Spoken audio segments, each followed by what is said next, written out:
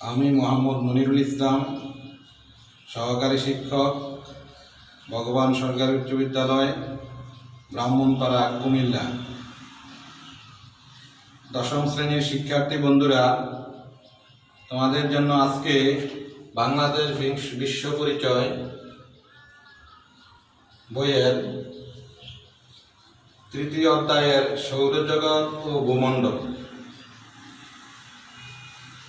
এই চ্যাপ্টার নিয়ে আমি আলোচনা করব এবং এই চ্যাপ্টার থেকে একটি সৃজনশীল প্রশ্ন আলোচনা করব। শিক্ষার্থী বন্ধুরা, আজকে আমাদের আলোচনার বিষয় সৌরজগৎ ও ভূমণ্ডল। তো তোমরা জানো সৌরজগৎ কাকে বলি? সূর্যকে কেন্দ্র করে যে জগৎ, এক কথায় সেটাকে সৌরজগৎ বলা হয়। সৌরজগতে গ্রহ, উপগ্রহ, গ্রহাণুপুঞ্জ আছে। এগুলি সূর্যকে কেন্দ্র করে প্রদক্ষিণ করে এবং এগুলি সূর্যের আলোকে ব্যবহার করে। সূর্যের আলোকে ব্যবহার করার কারণে বিভিন্ন গ্রহ উপগ্রহগুলিতে সূর্যের আলোতে আলোকিত হয়। আমরা নবম শ্রেণীতে এ বিষয়ে বিস্তারিত আলোচনা করেছি। আজকে দশম শ্রেণীর জন্য এই চ্যাপ্টার থেকে আমি একটি সৃজনশীল প্রশ্ন আলোচনা করব।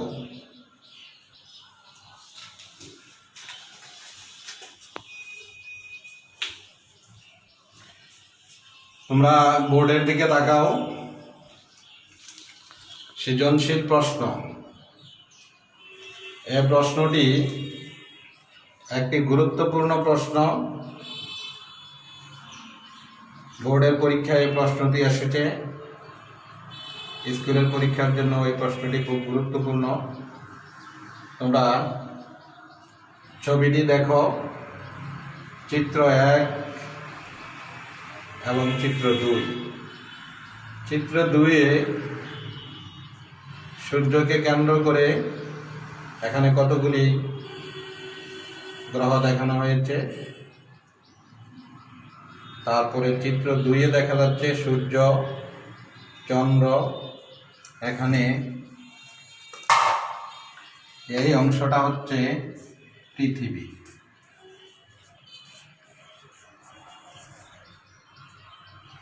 তোমরা প্রথমে স্কিমটি ভালো করে বুঝবে।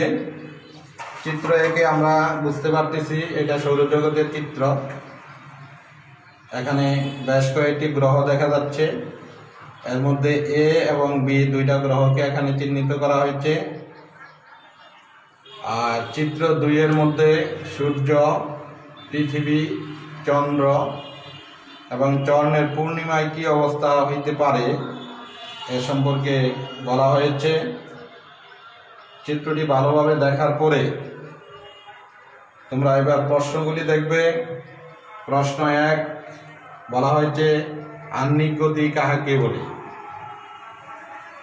খ, সূর্য হলো সৌরজগতের প্রাণকেন্দ্র, ব্যাখ্যা করো। গ, ভি চিহ্ন দ্বারা কোন গ্রহকে নির্দেশ করা হয়েছে, ব্যাখ্যা করো। ঘ, অর্থনৈতিক কর্মকাণ্ডের উপর চিত্র 2-এর ঘটনার প্রভাব বিশ্লেষণ করো। ক এবং খ দুটি প্রশ্ন। কয়ের প্রশ্ন জ্ঞানমূলক, কয়েকটা অনুধাবনমূলক। দুটি প্রশ্নই তোমরা বই থেকে সরাসরি পাবে। এবং গ এবং ঘ দুইটা প্রশ্নের উত্তর সরাসরি পাওয়া যাবে না। বই থেকে অর্জিত নলেজ থেকে তোমাদের এই দুইটা উত্তর করতে হবে। আমরা প্রথমেই ক প্রশ্নের উত্তর নিয়ে আলোচনা করব। ক প্রশ্নে বলা হয়েছে আহ্নিক গতি কাহাকে বলে? আহ্নিক গতি সম্পর্কে তোমরা জানো, পৃথিবী নিজ অক্ষে বা মেরুরেখায় পশ্চিম হতে পূর্ব দিকে আবর্তন করে পৃথিবীর এই গতিকে আহ্নিক গতি বলে। আর এই আবর্তন করতে পৃথিবীর 23 ঘন্টা 56 মিনিট 4 সেকেন্ড সময় লাগে। আর এই সময়ে পৃথিবীর একটি দিনের দৈর্ঘ্য, অর্থাৎ পৃথিবী তার নিজ অক্ষে বা মেরুরেখায় পশ্চিম হতে পূর্ব দিকে একবার আবর্তন করতে 23 ঘন্টা 56 মিনিট 4 সেকেন্ড সময় লাগে। আমরা বলতে পারি, আহ্নিক গতির সংজ্ঞার ক্ষেত্রে আমরা বলবো যে পৃথিবী নিজ অক্ষে বা মেরুরেখায় পশ্চিম হতে পূর্ব দিকে আবর্তন করে, আর এই যে আবর্তন করে পৃথিবীর এই গতিকে বলা হচ্ছে আহ্নিক গতি। তাইলে পরীক্ষায় তোমরা এক কথায় উত্তর লিখে দিবে। প্রশ্ন খ,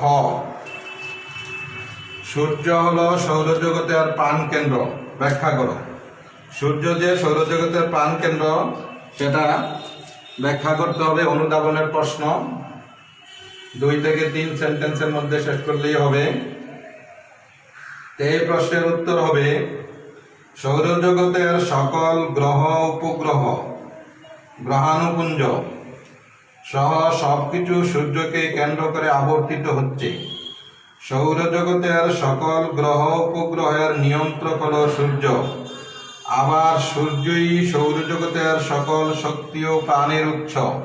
তাই বলা যায় সূর্যই সৌরজগতের প্রাণকেন্দ্র। আশা করি তোমরা বুঝতে পেরেছ। এবার আমরা গ প্রশ্ন নিয়ে আলোচনা করব। গ প্রশ্নে কি বলা হয়েছে?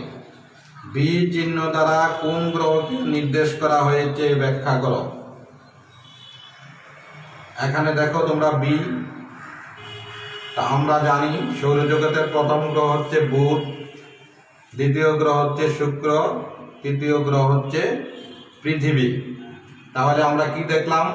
বি চিহ্ন দ্বারা কোন গ্রহকে নির্দেশ করা হয়েছে, এর উত্তরে আমরা বলবো বি চিহ্ন দ্বারা পৃথিবীকে নির্দেশ করা হয়েছে। তারপরে বলছে ব্যাখ্যা করো। তো ব্যাখ্যা করো এই অংশের উত্তরে আমাদেরকে অবশ্যই ব্যাখ্যা করতে হবে, পৃথিবী সম্পর্কে ব্যাখ্যা করতে হবে। পৃথিবী আমরা জানি যেই গ্রহে আমরা বসবাস করি তার নাম পৃথিবী। পৃথিবী একমাত্র গ্রহ সৌরজগতের মধ্যে যাতে প্রাণের অস্তিত্ব আছে এবং প্রাণী বসবাস করার জন্য উপযোগী পরিবেশ এ পর্যন্ত যত গ্রহ আবিষ্কৃত হয়েছে তার মধ্যে শুধুমাত্র পৃথিবীতেই প্রাণের অস্তিত্ব রয়েছে এবং প্রাণী বসবাস করার উপযুক্ত পরিবেশ রয়েছে। পৃথিবীর আয়তন 51,01,422 বর্গ কিলোমিটার। পৃথিবীর ব্যাস 12,752 কিলোমিটার পূর্ব পশ্চিমে, 12,709 কিলোমিটার উত্তর দক্ষিণে। সূর্য থেকে দূরত্ব 15 কোটি কিলোমিটার। সূর্যকে প্রদক্ষিণ করতে সময় লাগে 365 দিন 5 ঘন্টা 48 মিনিট 47 সেকেন্ড। পৃথিবীতে অক্সিজেন এবং নাইট্রোজেন পর্যাপ্ত পরিমাণে আছে। পৃথিবীর গড় তাপমাত্রা 13.90 ডিগ্রি সেন্টিগ্রেড। প্রয়োজনীয় পানি থাকা এটি জীবন ধারণের জন্য একমাত্র উপযোগী গ্রহ। পৃথিবীর একটি উপগ্রহ আছে, সেই উপগ্রহের নাম হচ্ছে চাঁদ। তাহলে আমরা গয়ের উত্তর পেয়ে গেলাম। পৃথিবী নামক গ্রহ যে গ্রহে আমরা বসবাস করি এই গ্রহটি হচ্ছে বি, এবং এই গ্রহের বর্ণনা দিয়ে দেওয়ার সাথে সাথে এই প্রশ্নের উত্তর শেষ হয়ে গেল। এবার আমরা ঘ প্রশ্নের উত্তর নিয়ে আলোচনা করব। অর্থনৈতিক কর্মকাণ্ডের উপর চিত্র 2-এর ঘটনার প্রভাব বিশ্লেষণ করো। চিত্র 2কে যদি আমরা ভালোভাবে দেখি তাহলে দেখব যে পূর্ণিমার তিথিতে পৃথিবী সূর্য এবং চন্দ্র একই সরলরেখায় অবস্থান করেছে এবং এটা জোয়ার ভাটার চিত্র। তো যেহেতু চিত্র 2 জোয়ার ভাটার চিত্র, আমরা ঘয়ের উত্তর যদি আমরা খুঁজতে চাই, এখানে বলা হচ্ছে অর্থনৈতিক কর্মকাণ্ডের উপর চিত্র 2-এর ঘটনার প্রভাব বিশ্লেষণ করো। তাহলে আমরা কি করব? অর্থনৈতিক কর্মকাণ্ডের উপর জোয়ার ভাটার যে প্রভাব, সেই প্রভাব আমরা যদি আলোচনা করতে পারি তাহলে আমরা ঘয়ের উত্তর পেয়ে যাব। শিক্ষার্থী বন্ধুরা, ঘয়ের উত্তর কত সুন্দরভাবে দেওয়া যায় সেটা তোমরা বোর্ডের দিকে তাকাও।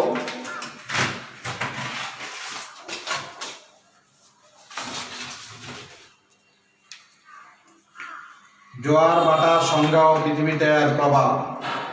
তো এক্ষেত্রে এই প্রশ্নের উত্তর দিয়ে দেওয়ার ক্ষেত্রে তোমার জোয়ার ভাটার সংজ্ঞাটা খুব একটা প্রয়োজন নাই, সেটা না দিলেও চলবে, নিচের অংশটা শুধু দিন চলবে। তোমাদের বোঝার জন্য আমি এখানে সংজ্ঞাটা নিয়ে এসেছি। জোয়ার ভাটার সংজ্ঞা: চন্দ্র ও সূর্য ভূপৃষ্ঠের জল ও স্থলভাগকে অবিরাম আকর্ষণ করে। এই আকর্ষণের ফলে ভূপৃষ্ঠের পানি নির্দিষ্ট সময় অন্তর প্রত্যহ এক স্থানে ফুলে ওঠে এবং অন্যত্র নেমে যায়। সমুদ্রের পানিরাশির নিয়মিতভাবে এই ফুলে ওঠাকে জোয়ার এবং নেমে যাওয়াকে ভাটা বলে।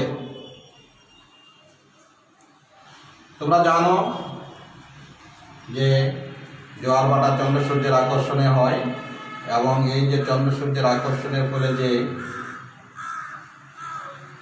পানি যে ফুলে ওঠে এবং নেমে যায়, এক স্থানে ফুলে ওঠে অন্য স্থানে নেমে যায়। যে স্থানে ফুলে ওঠে সেটা হচ্ছে জোয়ার, আর নেমে যাওয়াটা হচ্ছে ভাটা। এই যে জোয়ার ভাটার যে কর্মকাণ্ড, এই কর্মকাণ্ডের কারণে আমাদের পৃথিবীতে মানুষের অর্থনৈতিক কর্মকাণ্ডে কি কি প্রভাব পড়ে তা আমরা এখানে দেখিয়েছি। মানুষের অর্থনৈতিক কর্মকাণ্ডে জোয়ার ভাটার প্রভাব: 1 নম্বর, জোয়ার ভাটার ফলে নদীর আবর্জনা সমুদ্রে গিয়ে পড়ে, ফলে নদীর পানি নির্মল হয়। তোমরা জানো যে প্রচুর আবর্জনা নদীর মাধ্যমে সমুদ্রে চলে যায়। সমুদ্রে চলে যায় যখন জোয়ার হয়, তখন নদীর পানির উচ্চতাও বেড়ে যায় এবং সমস্ত ময়লা আবর্জনা সমুদ্রের মধ্যে যেয়ে পড়ে, ফলে নদীর পানিটা পরিষ্কার এবং নির্মল হয়। 2, ভাটার টানে নদী মোহনায় পলি ও আবর্জনা জমতে পারে না, ফলে নদী নৌ চলাচলের উপযোগী থাকে। যখন ভাটা হয় তখন এই পলিগুলি এখানে জমে থাকতে পারে না, নদীর মোহনার জন্য জমে থাকতে পারে না, আর জমে না থাকার কারণে এগুলি পরিষ্কার হয়ে যাওয়ার কারণে নদী নৌ চলাচলের উপযোগী থাকে। আর তোমরা জানো যে নৌপথ হচ্ছে সবচেয়ে সহজলভ্য পথ, যেখানে খরচ সবচেয়ে কম। পৃথিবীর এক স্থান থেকে অন্য স্থানে জাহাজের মাধ্যমে বিপুল পরিমাণ পণ্য সামগ্রী আনা নেওয়া করা যায়। 3 নম্বর, জোয়ারের পানি খালে আটকে রেখে কৃষিজমি সেচের কাজে ব্যবহার করা যায়। উপকূলীয় অঞ্চলে জোয়ারের পানি আটকে রাখা হয় খালের মাধ্যমে এবং এই খালের পানি সেচের মাধ্যমে খালের পানির মাধ্যমে কৃষিজমিতে সেচ দেওয়া হয় এবং এতে ফসলের উৎপাদন অনেক বৃদ্ধি পায়। 4 নম্বর, বিশ্বের অনেক দেশে ভাটার স্রোতকে কাজে লাগিয়ে জলবিদ্যুৎ উৎপাদন করা হয়। হাইড্রো ইলেকট্রিসিটির খবর তোমরা জানো যে নদীর পানিতে বাঁধ দিয়ে হাইড্রো ইলেকট্রিসিটি তৈরি করা হয়। কিন্তু এখানে দেখা যাচ্ছে যে বিশ্বের অনেক দেশে এই ভাটার স্রোত সেই ভাটার স্রোতকে কাজে লাগিয়ে জলবিদ্যুৎ উৎপাদন করা হয়। ফ্রান্সের ল্যারান্স বিদ্যুৎ কেন্দ্র ও ভারতের বান্ডালা বন্দরে এরকম জলবিদ্যুৎ কেন্দ্র রয়েছে। যদিও বাংলাদেশে এই ধরনের এখনো বিদ্যুৎ কেন্দ্র আমরা তৈরি করতে পারি নাই, অদূর ভবিষ্যতে হয়তো বাংলাদেশেও এই ধরনের বিদ্যুৎ কেন্দ্র তৈরি হবে। নাম্বার 5, শীত প্রধান দেশে নদীতে লবণাক্ত পানি ঢোকার ফলে নদীর পানি বরফে পরিণত হতে পারে না। ফলে নদী নৌ চলাচলের উপযোগী থাকে। তোমরা জানো যে পৃথিবীর অনেক দেশে শীতকালে নদী সাগরের পানি জমে যায়, বরফে পরিণত হয়। কিন্তু এই জোয়ার ভাটা যেখানে আছে সেখানে নদীর পানিতে লবণাক্ত পানি ঢোকার, সমুদ্রের পানি নদীর পানিতে ঢুকে যায় এবং লবণাক্ত পানি নদীতে ঢোকার ফলে নদীর পানি বরফে পরিণত হইতে পারে না, ফলে নদী নৌ চলাচলের উপযোগী থাকে। 6, জোয়ারে নৌ চলাচল সহজ হয়, ব্যবসা বাণিজ্যের সুবিধা হয়। জোয়ারের সময় যেহেতু পানি বৃদ্ধি পায়, পানি বৃদ্ধি পাওয়ার কারণে নৌ চলাচল সহজ হয়। তখন নদীগুলিতেও পানি বৃদ্ধি পায়, বড় বড় জাহাজ নদীতেও চলে আসতে পারে। 7 নম্বরে, জোয়ারের সময় নদীর পানি বেড়ে যাওয়ায় বড় বড় জাহাজ নদীতে প্রবেশ করতে পারে। জোয়ারের সময় যখন পানি বেড়ে যায় তখন বড় বড় জাহাজগুলি নদীতে প্রবেশ করতে পারে, এবং এই সুবিধা কিন্তু আমরা চট্টগ্রাম এবং মংলা বন্দরে কিন্তু পাচ্ছি। চট্টগ্রামে কর্ণফুলী নদী এবং মংলাতে বসুন নদী, দুই নদীর পানি অনেক বেড়ে যাওয়ার কারণে জোয়ারের সময় বেড়ে যাওয়ার কারণে বড় বড় জাহাজগুলি এখানে নোঙর ফেলতে পারে। 8 নম্বরে, জোয়ারের সময় সমুদ্রের পানি আটকে রেখে রোদে শুকিয়ে লবণ তৈরি করা হয়। লবণ, যেটা সোডিয়াম কার্বনেট যে লবণ, বিপুল পরিমাণে লবণ আমরা সমুদ্রের তীরবর্তী এলাকায় জোয়ারের পানি আটকে রেখে রোদে শুকাইয়া লবণ আমরা তৈরি করতে পারি। আমাদের দেশের কৃষকরা তৈরি করে, এবং সারা পৃথিবীতে এই ব্যবস্থা আছে। এটা জোয়ারের একটা সুফল। 9 নম্বরে, অনেক সময় প্রবল জোয়ারে উপকূলবর্তী এলাকায় বন্যা দেখা দেয়, যাতে জানমালের ক্ষয়ক্ষতি হয়। এই প্রথম যে 8টা সেটা আমরা দিলাম, সেটা মানুষের অর্থনৈতিক কর্মকাণ্ডের জোয়ার ভাটার প্রভাব, এবং এগুলি হচ্ছে পজিটিভ প্রভাব, ইতিবাচক প্রভাব। আর 9 নম্বরে যেটা, এটা নেতিবাচক। তোমরা জানো যেখানে আলো আছে সেখানে অন্ধকারও আছে। হ্যাঁ, তো এটা জোয়ার ভাটার একটা খারাপ দিক হচ্ছে, নেগেটিভ দিক হচ্ছে যে অনেক সময় প্রবল জোয়ারে উপকূলবর্তী এলাকায় বন্যা দেখা দেয়, যাতে যান এবং মালের প্রচুর ক্ষয়ক্ষতি হয়। শিক্ষার্থী বন্ধুরা, আজকে আমরা সৃজনশীল এই প্রশ্নটি আলোচনা করলাম। তোমরা কতটুকু বুঝতে পেরেছ তা জানি না, তবে তোমরা বোঝার চেষ্টা করবে। আর এগুলি বুঝতে যদি তোমাদের কোনো সমস্যা হয় তাহলে কমেন্টে জানাবে কোন জিনিসটা বোঝো নাই। তোমরা প্রয়োজনে মোবাইল ফোনে আমার সাথে যোগাযোগ করে সমস্যার সমাধান করে নেবে। আজকে বাংলাদেশ বিশ্ব পরিচয়ের সৃজনশীল প্রশ্নের আলোচনা এখানেই শেষ করছি। আবারও দেখা হবে বাংলাদেশ বিশ্ব পরিচয়ের অন্য কোনো চ্যাপ্টার নিয়ে। ততক্ষণ পর্যন্ত তোমরা ভালো থাকো, সুস্থ থাকো এবং বাড়িতে অবস্থান করো। সকলকে ধন্যবাদ।